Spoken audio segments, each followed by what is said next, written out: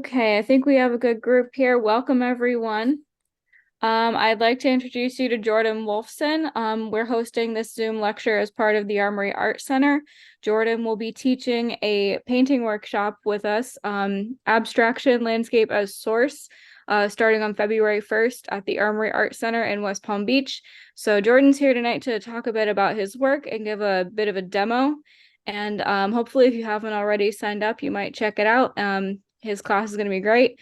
So from here, I'm going to let Jordan take the helm. He's going to share his screen and give us a really good lecture. So if you have any questions, feel free to put them in the chat.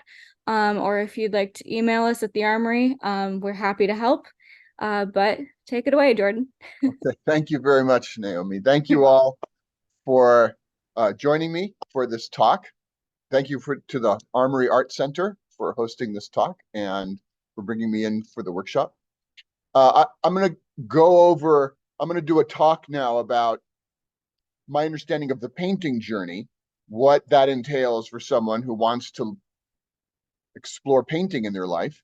And then I'm going to do a brief demo that's connected to the upcoming workshop, working with abstraction. And then hopefully there should be plenty of time for questions. So as your questions come up, feel free to put them in the chat. And maybe at the end, Naomi, you can help me, sort through and take a look at that and see some questions that might kind of fit together, and we can go over those. So, No problem. great. So, um, what I wanted to talk about today has to do with the different stages of the painting journey. What to look at, what to expect. When I was young, I had the good fortune to go to a public high school, and they had oil paint in the art room. And Lois Rosenfeld was the art teacher. She taught us all how to stretch canvas, prime with rabbit skin glue, use real gesso, and how to begin to use oil paints. I was in 10th grade, and it was a revelation. My first painting was of Mark Twain. I copied a photograph of him that I found in National Geographic. There was a time, maybe still, when every art classroom in the United States had a big stack of National Geographics, and we all would browse through them. And for some reason, this one had a picture of Mark Twain. Let me do a screen share. You can see what this. All right, it's from the beginning. And come on, start up. There we go. So there's Mark Twain. This is not the photo. This is not my painting, and this is not the photo that I used, but it give you a sense. I'm still looking for the painting I did. It's somewhere. I think it's in my garage somewhere. My painting didn't look much like Mark Twain, but it did look a lot like my father.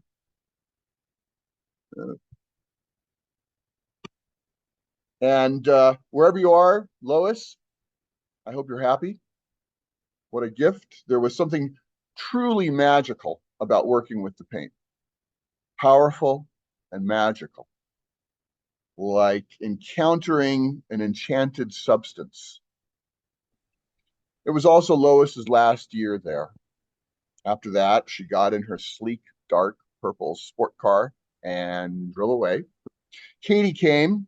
Katie was into fiber arts. She didn't know anything about oil painting, but she took over the art class, and I went on my own to try to figure out how to oil paint and teach myself. It was slow going, but I loved it, and I made my way.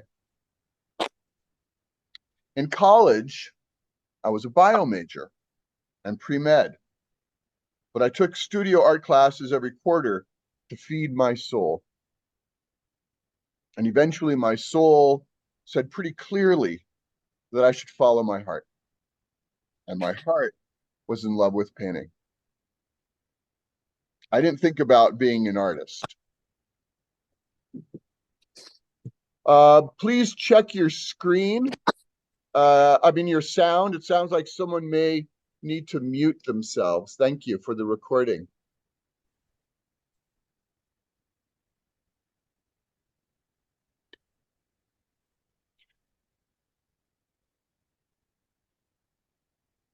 I just wanted to paint. And that was more or less the beginning of my painting journey. I really had no plan and no idea of what it would entail.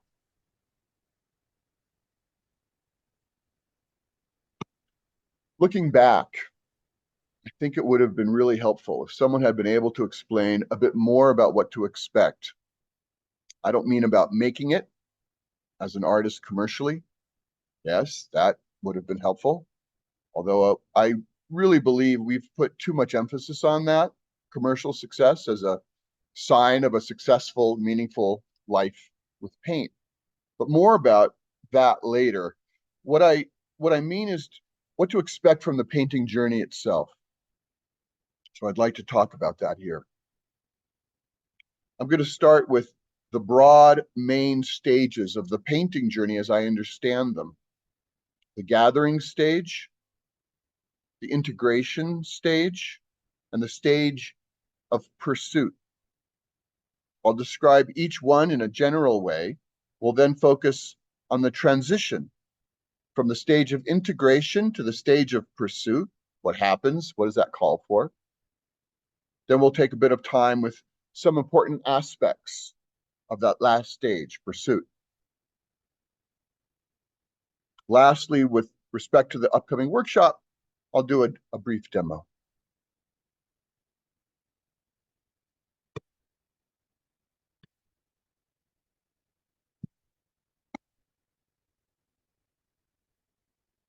Generally speaking, when we think of great painters, we tend to think of this last stage of pursuit. I wonder if that's showing up. Hide floating controls. Lower that. There we go. Which is their mature exploration, even if their work goes through lots of changes and permutations. But for the developing painters, it's hugely helpful and perhaps critical to be familiar with and get a handle on the first two parts, gathering and integration. Each stage has its own particular goals and challenges, and it's important not to confuse them.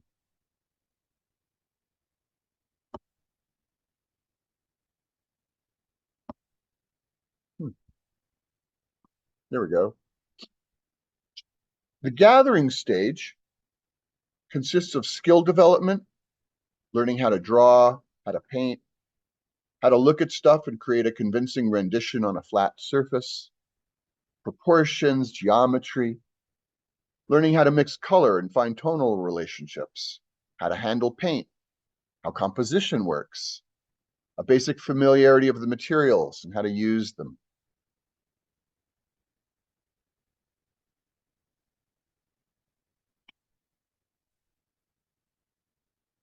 During this stage, we're integrating our system, our eyes, hands, brain, materials, thinking and feeling. We're learning to see. Perhaps as well would be an engagement with non-representational painting and exploring the more intuitive and open-ended ways of working. Becoming familiar with what that feels like, handling large amounts of material, courting accident, playing and risk-taking. Along with this should come a basic familiarity of the world of painting, art history, great painters, past and present, and where your own affinities lie, which painters really turn you on, make you want to paint, inspire, sort of turn out to be your painting family. You begin to learn about your own personal painting lineage and who alive today is participating in that way. During the gathering stage, it's important to work with lots of different teachers and be influenced by them. The more, the better. Exposure is key. And if you have two or more teachers that you feel particularly close to and who also contradict each other, that's gold. because it forces you to figure out and wrestle with those conflicting attitudes. What sort of combination is most fitting for you? I'd like to mention that even though this is a period of skill development, it doesn't mean that strong and beautiful work doesn't get made. I can think of many, many students over the years that have done exceptionally beautiful work. One woman came to me, this was maybe 5, 6 years ago now, very hesitant to start, very anxious about failure, but she summoned up the courage and stuck with it and does very beautiful still lifes now. Beautiful color, beautiful shaping. So I'll show you some work here.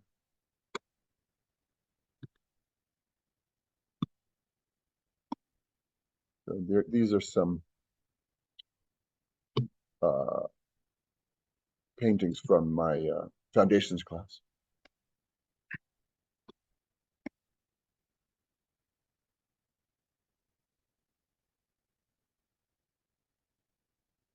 And this is that's from a demo I did of that's non-representational abstraction, just to give you a look at that. That was my demo.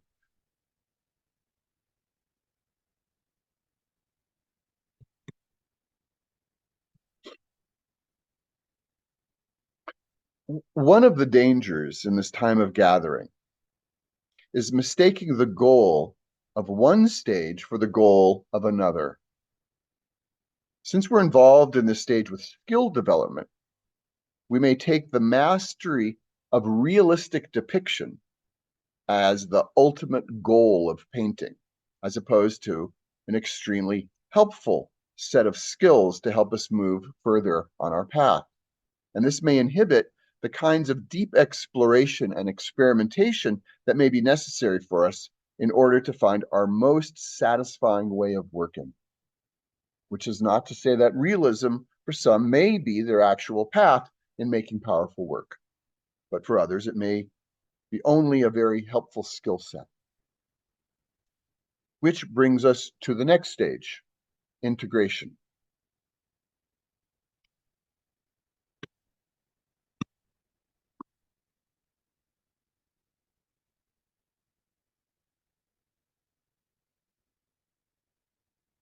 During the integration stage of the painting journey, the developing painter begins to put together their own way of working, their own sense of direction.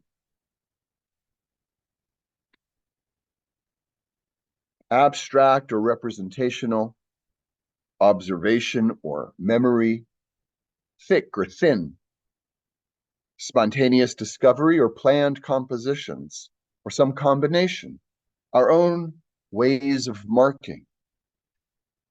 You make space for an in-depth exploration of your way. You explore what you care about, where you live internally as you paint. What's your energy like? Do you work more analytically or intuitively, more closed form or more open form, a flat space or a full space? Are your drivers more emotional or philosophical or perceptual or political or spiritual or a combination of any or all of these? And all of this takes time.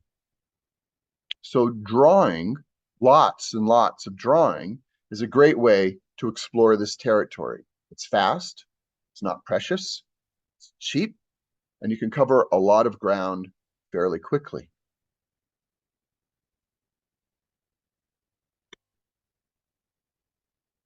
A great many of the students that I've worked with online are at this stage. Some know it before we start working together, and some discover it as we begin to work. One woman who had done quite a number of years of skill development had really outgrown the first stage of gathering, but hadn't understood that her job now was to move on and start to discover her own way of working. The work she's done since we started working together has been truly incredible, powerful, full, real.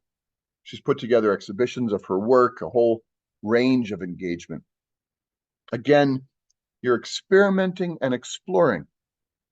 Generally speaking, this is what a lot of grad programs are about, providing the space and time for painters to be able to do just this, experiment and explore. So often, when grad students are too focused on producing finished expert work, the teachers try to break all that down to help the student discover deeper, perhaps less superficial ways of working. For me, my gathering stage, and I'm counting not from high school, but from the time I took my first college course until the time I was really on my own trying to put the pieces together, that was about 14 years. The integration stage for me was about 6 years. Of course, I was younger, so a good part of that time was just due to learning about myself and who I was as an adult, what I cared about. But as Heraclitus once said, life is short and art is long. Eventually, through this hands-on path of making, you start to find your own way.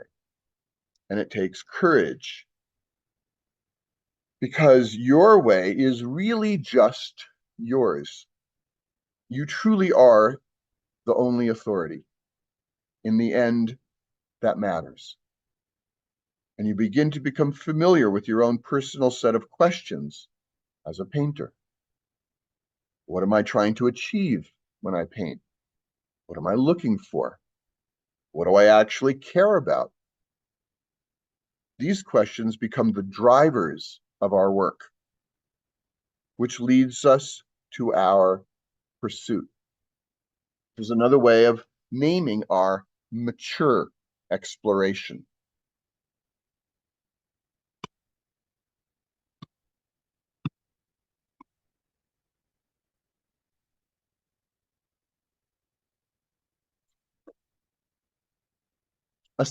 A successful painting path is not one that provides answers.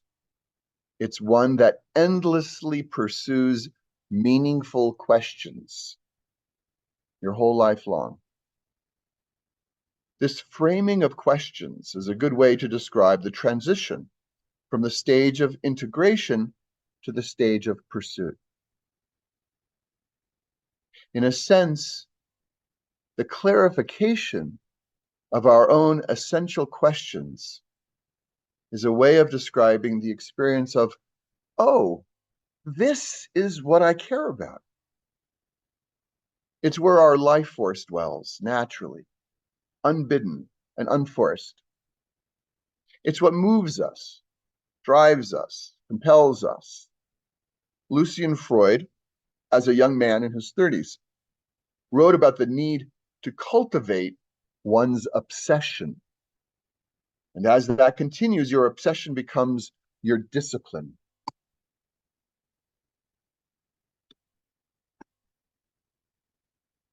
The painter makes real to others his innermost feelings about all that he cares for. A secret becomes known to everyone who views the picture through the intensity with which it is felt.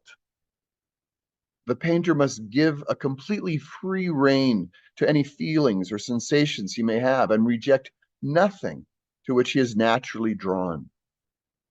It is just this self-indulgence which acts for him as the discipline through which he discards what is inessential to him, and so crystallizes his tastes.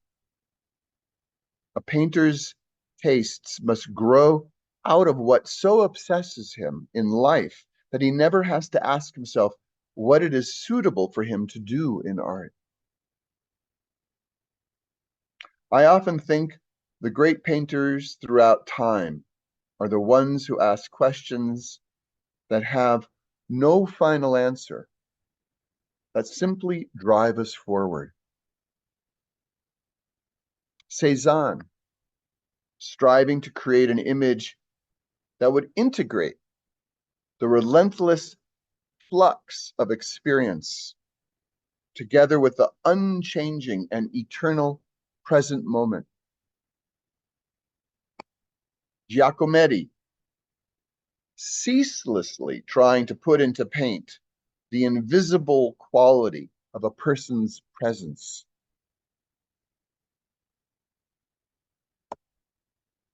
Rembrandt, yearning to make paintings that express the endless depths of human pathos and love.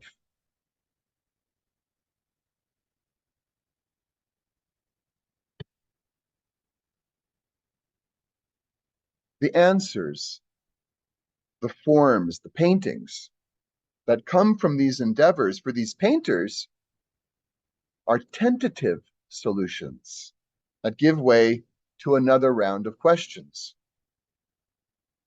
A dear painter friend of mine, Mayer Appelfeld, once said to me in a conversation, painters are trying to paint the invisible. Well, how? Often, when we're developing as painters, we believe that we need to arrive at the right answers. The great paintings that we discover in museums and galleries, we experience as extraordinary answers.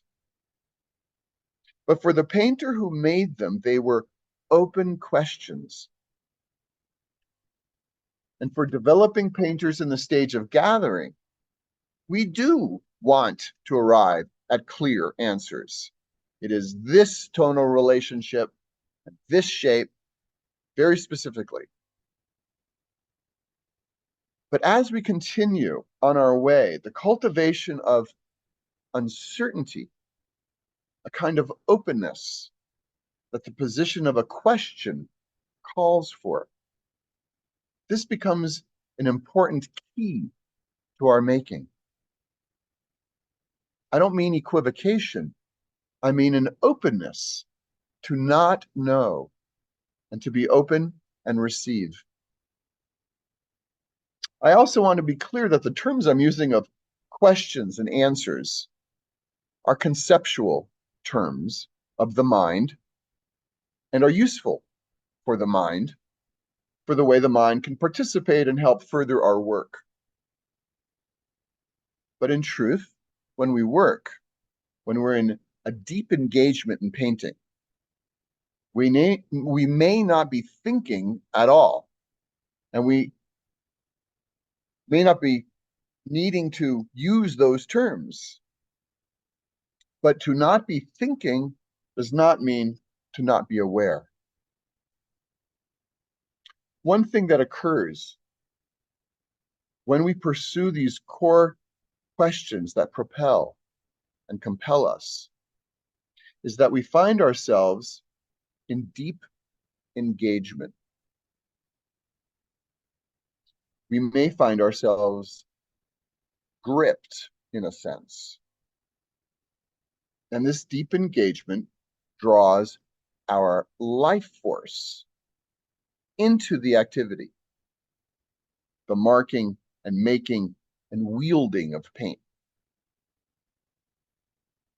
This deep engagement of our life force in the activity of painting is what ends up imbuing the painting with presence. This is key.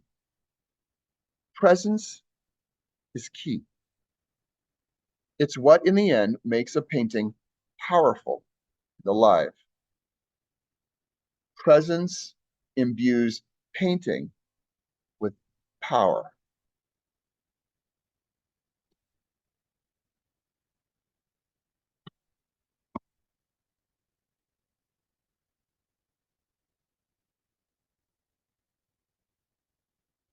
This energetic exchange that imbues a painting with power occurs when we show up fully as we work, as we mark and wield the material. There are many, many ways that this happens, as many ways as there are people.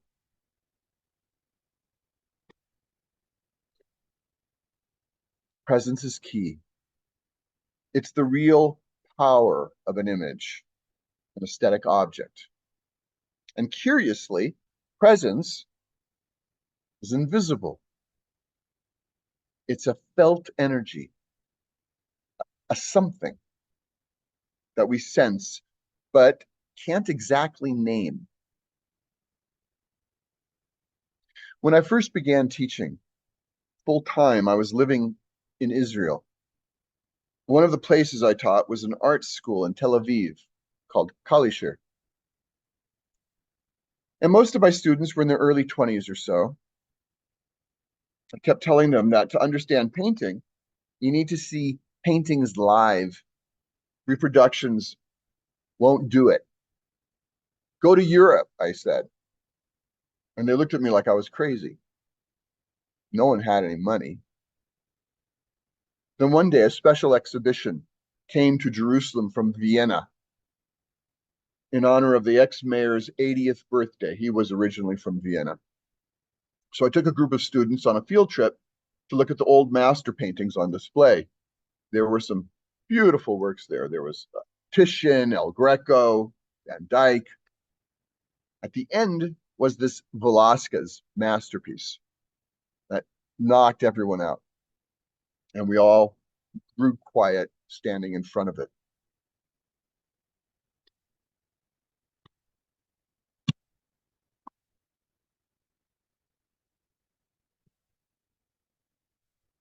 There.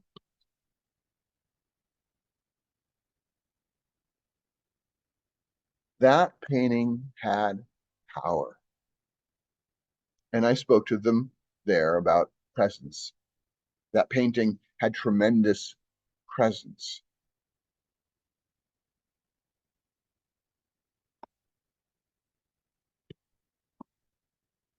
When I was an undergrad, one of my teachers introduced me to the work of Milton Resnick. Milton Resnick was a younger abstract expressionist painter, and then as he got older, he developed his own mature style. I only found out quite recently that they were actually friends, my teacher and Resnick, which is sort of incredible now that I think about it. But in any case, I was deeply interested in the work. I could see, even in the reproduction, that there was something there for me.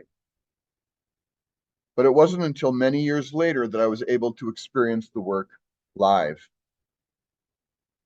It was mind-blowing.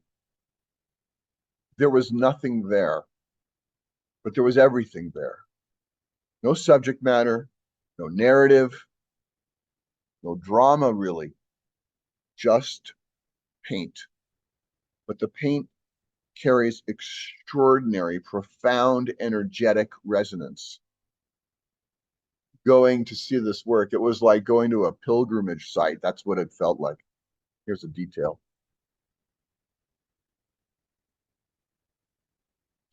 Another painter whose work does this is Agnes Martin, in quite an opposite direction physically. There's almost nothing on the canvas. And for me personally, the reproductions really do nothing. I mean, I look at the reproductions and I don't get anything from it, like in a book. It doesn't mean anything to me. But the actual objects themselves, they're like magic. They're so powerful. You can go to the Resnick Pasloff Foundation in New York City and see his work. And you can see Martin's work in Taos, New Mexico, and the Dia Foundation at Beacon. It's worth the trips. But truly, you need to find your own sources and meet them face to face.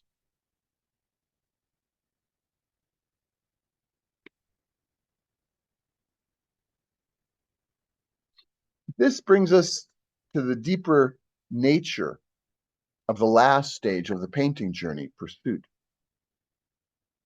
This stage of the painting journey, as I mentioned earlier, is usually thought of as the mature work of a painter. Something full and felt starts to occur more consistently.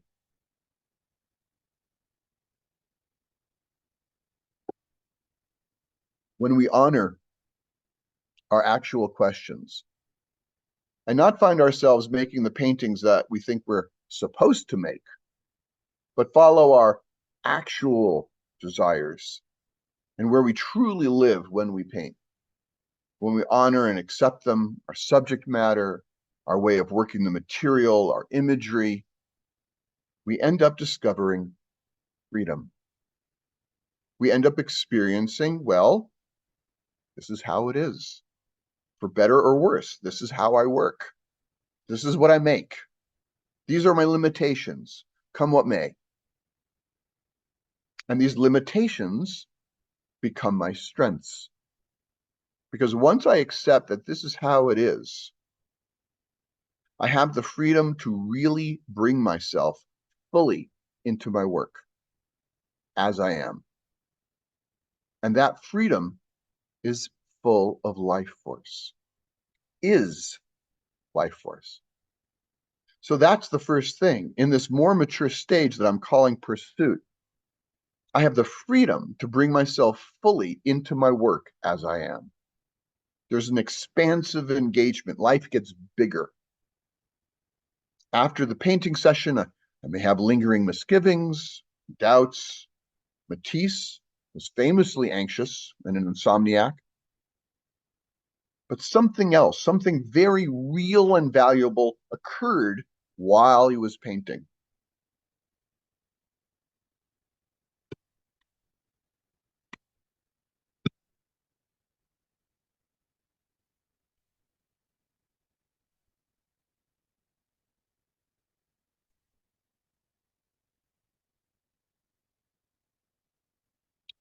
One might describe this aspect of freedom as a kind of self-expression. But in order to move the painting further to wholeness, something additional is necessary beyond personal self-expression. What begins as a kind of personal drive to make and mark now shifts into a position of receptivity. What does the painting call for? What does it need? How can I best serve it? And in order to discover what that might be, I need to become patient and listen to the painting and often wait, a kind of active waiting.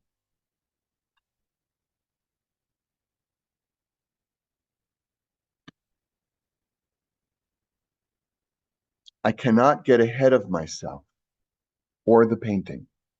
I must stay right here in the moment, actively waiting.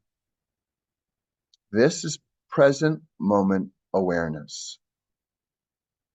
From this place of present moment awareness, thoughts may arise to make a mark here or there, change this shape, that color, shifting the painting in its own terms towards its own essential form. My marking is endeavoring to bring the painting into its own truth. And in order to do that, I am shifting from a kind of personal expression to a kind of impersonal serving and nurturing. I move from the protagonist, actor, to the midwife, nurturer. But it's all truth teller. And sometimes what's called for isn't pretty or nice. Sometimes what's called for might even be ruthless, but it's all in service of the core truth of the painting. This present moment awareness, as I bring the painting further into its own wholeness, again brings presence into the making. The experience of wholeness is the experience of presence. This path of deep aesthetic decision-making brings us into the internal experience of wholeness. It isn't an external 2D design problem. It's much more felt than that. From this felt place within us, we learn how to navigate and bring the painting into its own formal wholeness. These two things, my inner experience, and the outer expression in paint actually occur together and are inseparable. Again, I think of Milton Resnick and his way of describing his own painting experience.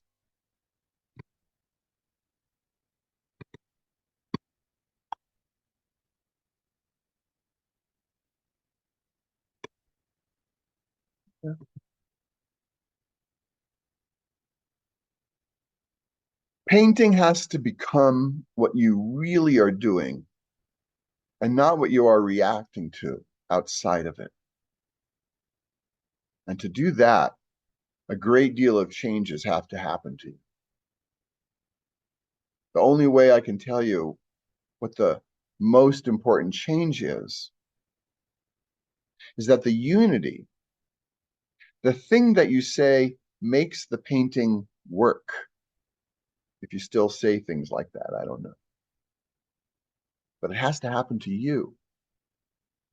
You have to become complete in some way, a universe, a complete thing in yourself, in order to reach across and breathe some unity upon this thing that you're faced with.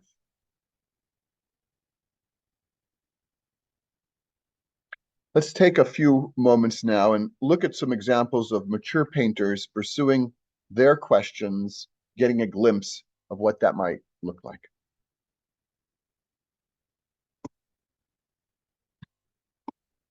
Oh, I'm always surprised. I know this is here, but I forget. This is from the Cave of Hands in Argentina. I think it's about 17,000 years old.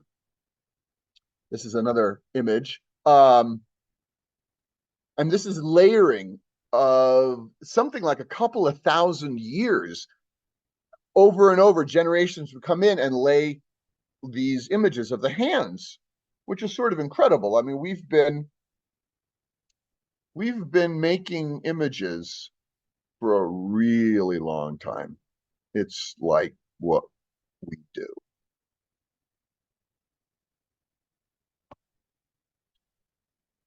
Nature is always the same, but nothing in her that appears to us lasts. Our art must render the thrill of her permanence along with her elements, the appearance of all her changes. It must give us the taste of her eternity. Cezanne. So something permanent and eternal, and all this change going on, and he's trying to deal with that. Barrett Morrison. To catch the fleeting moment, anything, however small, a smile, a flower, a fruit, is an ambition still unfulfilled.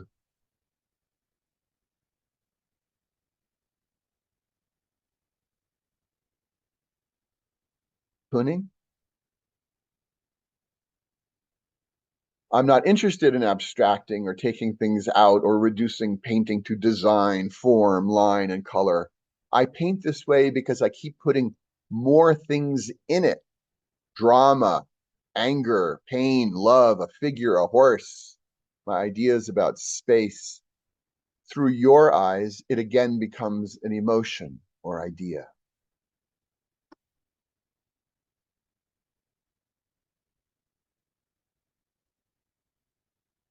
Oop, this is Joan Snyder. The strokes in my painting speak of my life and experiences. They are sometimes soft, they sometimes laugh, and are often violent. They bleed and cry and struggle to tell my story with marks and colors and lines and shapes.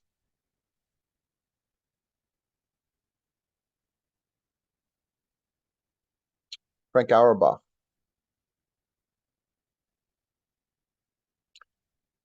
The unity in any painter's work arises from the fact that a person brought to a desperate situation, will behave in a certain way. Real style is not having a program, it's how one behaves in a crisis.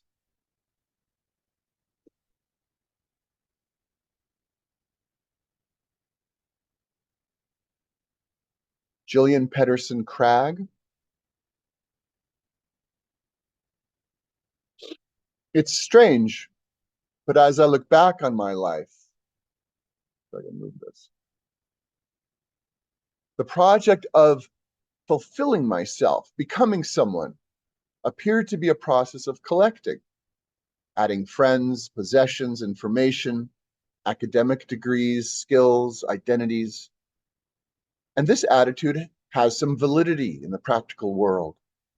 But in fact, it has only made the sense of my identity more complex. The truth is that in the studio, where am most myself, the opposite seems to be the case. Bit by bit, everything is taken away. I forget that I am a Democrat, a student, a woman, a sister, even that I am a painter. And more of me disappears. Art makes life bearable. It isn't a luxury.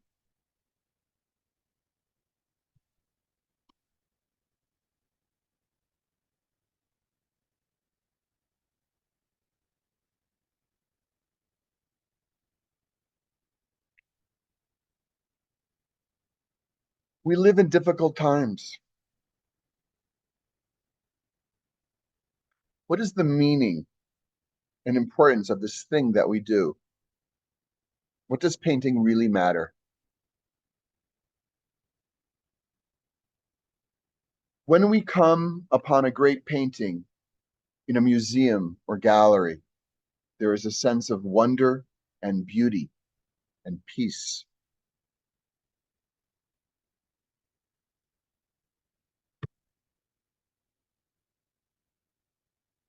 In this moment, life is good. It's okay. When we as makers arrive at a sense of resolution with a painting, there is a sense of wholeness and rest.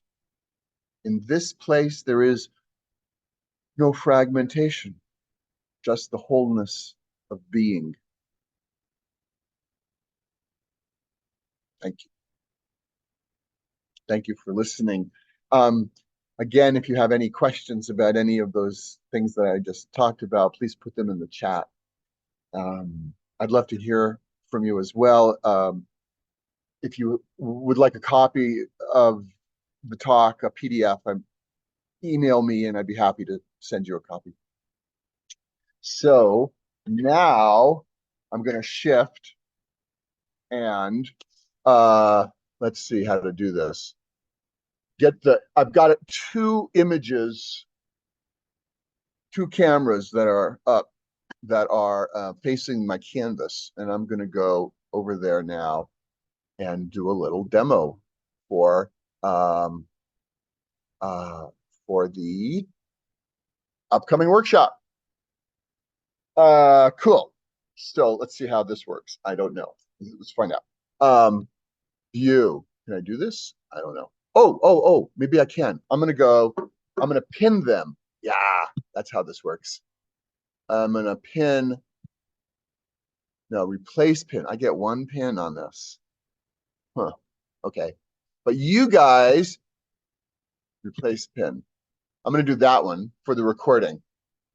You guys, in your top left, there are three windows. There's me right now talking to you. And then there's the one where you have the easel and my canvas. And then you also have one where you can see a close-up. I'm going to replace it just so you can see a close-up of the canvas if you want to see, if you don't want to see my back while I'm demoing and you want to see what's happening on the canvas, go to that one. Maybe I should do that one too. Well, I'm going to toggle. We'll start with this. Okay. And I'm going to now go to replace pin. I'm going to go do this, replace pin. Okay. I'm turning. let's see. So I'm going to bring this over and hi, hi, hi. Okay. So it's not going to be a lot. I'm going to give you just a taste of some of how we're going to be playing. So in the mornings, we're going to go outside, do landscape painting, plein air landscape painting, like normal, like get the tones, get the colors, get the shapes. I'll walk around, we'll get all that stuff.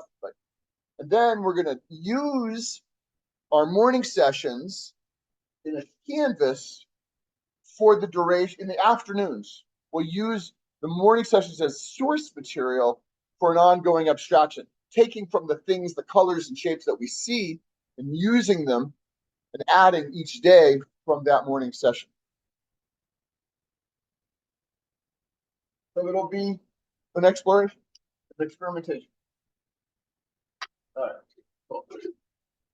So what am I doing now? I'm just fooling around with paint, uh, Gamsol. Where's my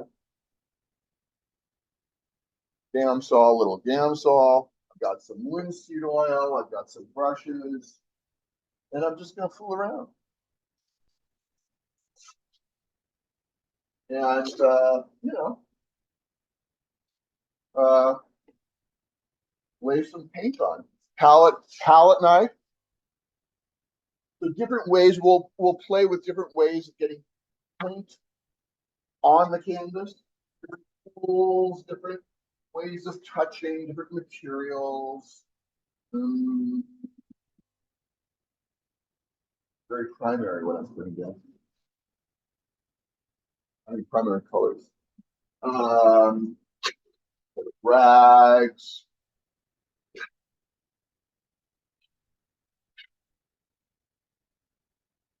Let's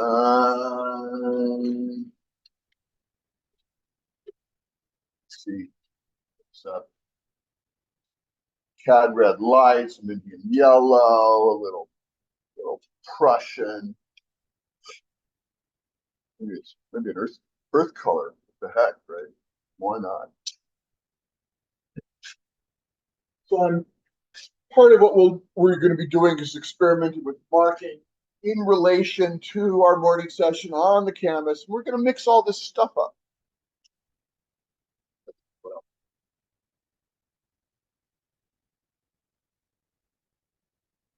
and play with accident.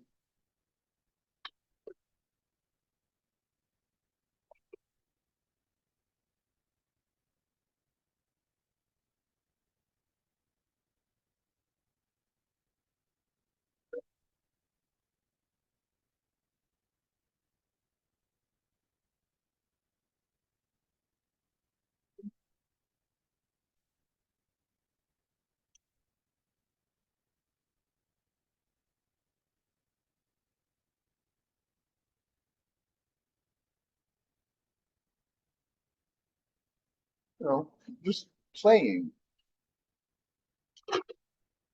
I could keep doing this for a long time. I don't know how long to do this for. Um, yeah, maybe in a moment I'll take some time. I'll sit down.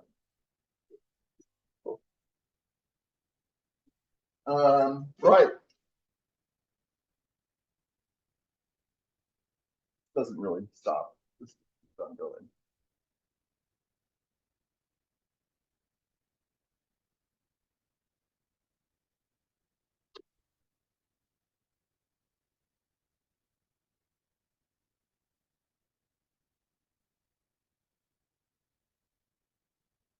After all these years, I think I'm starting to get a sense of what to do with phthalo blue. Okay, phthalo blue. Cool. All right. Yeah. All right. I'm gonna I'm gonna switch, and I'm gonna sit down and take. I mean, take questions. Okay. All right. I'm gonna go back. Well, I don't know. Right? Should I do that? I mean, Okay. All right, all right. I'm back over here, and I'll change my camera view. Pin, replace pin. Hi, I'm back. Um, cool. So Hey, maybe Jordan. questions. Hey, it's Naomi. Hey, Jordan, Naomi. can you see the chat room? If you wanna, Yes, I you do. I can. all Hi, right. Lana. Thank you. How are you? I hope you're well. Um, thank you, Stacy. Hillary. Oh, hi. Uh, question. How does being present with a painting and letting it speak to you coordinate with leaving it overnight so that you can see it more objectively? I do both, of course, but curious to hear your thoughts. Well, they're not, I mean, they go together for sure. I mean, waiting and being receptive and taking in the painting, that that could be days, weeks, months, years. You know, it's an ongoing relationship. So leaving it overnight, it's nothing. It's fine. You know, because you're just, yeah, right. And then, you know, sometimes it's quick, sometimes it's slow. How are you? I'm getting better, thank you. Good, good, Good to see you. good to see you. Good to see you. Any other Any other up? I'm I'm through back. I'd love to know how you tackle a landscape with this philosophy. Well, it really depends on, you know, on what you want to do with the landscape. I mean,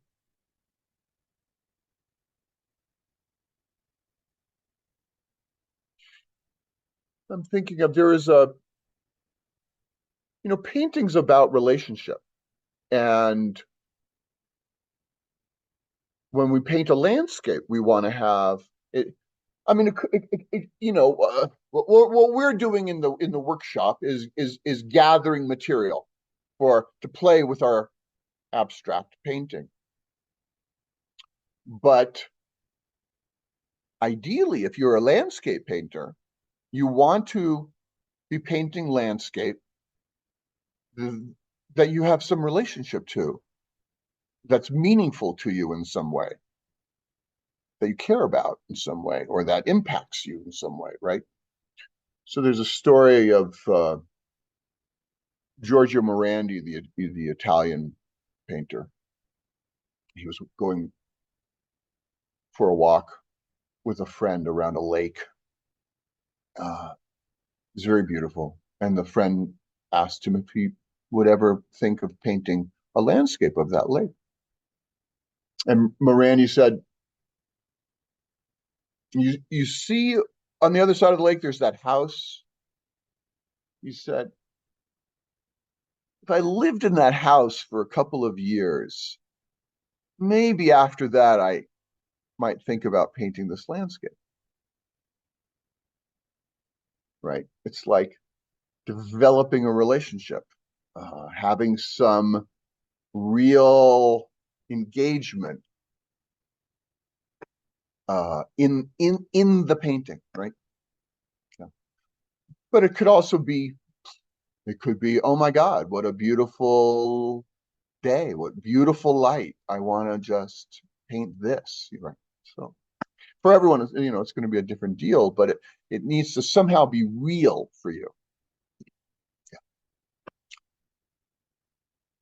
Other thoughts or questions? If anyone else has any questions, please put them in the That's chat. it. Any advice on painting on a painting block? Not having a studio space? Do you mean not having a studio space is your painting block, or do you mean you have a block to paint it? Well, I'm not following. Both. Okay. If you've got a painting block, what I would suggest is draw. Just draw. Draw anything. Copy paintings, draw from your imagination, or draw fruit, a still life, or just drawing is easy. Drawing, you're scribbling, just making marks,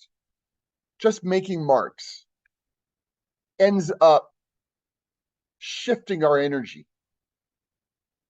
If you like, if there are painters you like, draw from reproductions of paintings you love. Take it with you to a gallery or a museum. So just seeing stuff you like to look at and making marks in relation to it. You don't need to know, you don't need to be inspired. Take that off the table. Inspiration comes through doing. If I waited to be inspired, or no, it's like, forget it. I'm just making marks. I'm just working. In terms of not having a space, well, drawing helps because you don't really need it. You can just sort of sit in your living room with your sketch pad. Um, so keep that going, you know, keep, it's like keep something on the back burner. You can draw. It's easy. Um, and then try to figure out how to how to set up your situation, whether that means, kicking everyone out of the living room and taking it over, or I mean, that's a longer conversation. There's on you I have a YouTube channel. Just Google YouTube. Well, there's another Jordan Wolfson who's well known, who makes videos. So you're going to find him. But he doesn't have his own channel. I've got my own channel. But also, if you email me, I'll send you a link. There's a video I made called Establishing a Reliable Painting Practice. And I go through a lot of practical decision making to help you establish practice. So that could be helpful. Yeah. Have you found it easier to explore on your own or in the synergy of a group? Um, more on my own as a painter. Although I have found that a lot of people really enjoy working in a group. I did a like a a group process called Tapestry, and we finally got together after having to wait through COVID, um, and we worked together for a workshop, and it was spectacular working as a group. So I really loved that. But I really developed as a painter, doing that solo painting thing, and I always have needed it to do that. So, but it clearly, the group has a powerful dynamic. I'm sorry your audio is not working too. No worries. I hope you can hear. I guess you can. Sweet. Um, oh, you studied with Jillian Pedersen Cragg? Fantastic. Um, how do you figure out which stage you're in? It's not a clear linear thing. It's like, I may be in the middle of integration and realize, oh, there are certain skills that I need that I don't have. And then I go skill development. Or, that could happen also when oh, this really drives me. This is part of my work. I can feel that. But there are other pieces that I start putting together, So it's a life. And there's overlap. Yeah. Um, what was most important to you personally in finding yourself as a mature painter?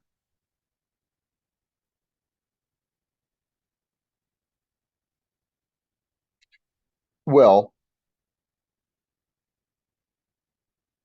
realizing that I could really work however I really desired to. Like, I didn't have to narrow myself into one stylistic way of working, that there were different ways that I loved to paint, and I could do all of that. That was okay. And once I did that, I realized, oh, yeah, what's important is the life force in the work, not the style of the work. And then realizing, oh, yeah, because that's what's consistent anyway. And then so over time, my deepest concern had to do with presence, um, not the image as much as the energy that the object holds. So all of that came out of, because when I was a younger painter, there were lots of ways of working as I was experimenting. Of course, at the time, it was grueling. Was I an abstract painter or a representational painter? Not knowing drove me nuts. And then as I got older, I felt like I integrated and I found my way of working. And then I realized, oh, there were all these different ways of working that I love to paint. And so I started to incorporate them. And it just, everything broke open that way. And it keeps me interested. Yeah.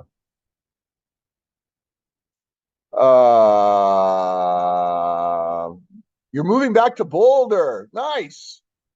Yeah, come. It'd be great to see you. Sweet. Um, what have been some of your favorite plein air locations?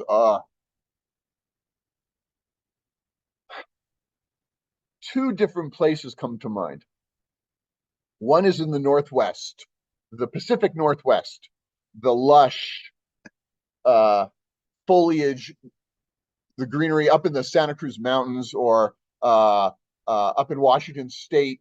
My brother lives on Orcas Island. That kind of density, I find ravishing, luscious. I wish I could paint there, truly. The other place that was also mesmerizing for me, painting outdoors, was Jerusalem and the foothills of Jerusalem. The the air, the light, the atmosphere, the energy.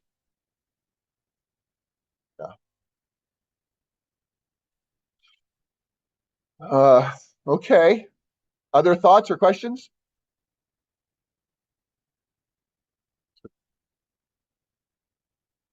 Well, again, a real pleasure sharing all of this with you. If anyone would like a copy of the talk, let me know. I look forward to being there soon in February, and meeting some of you. Um,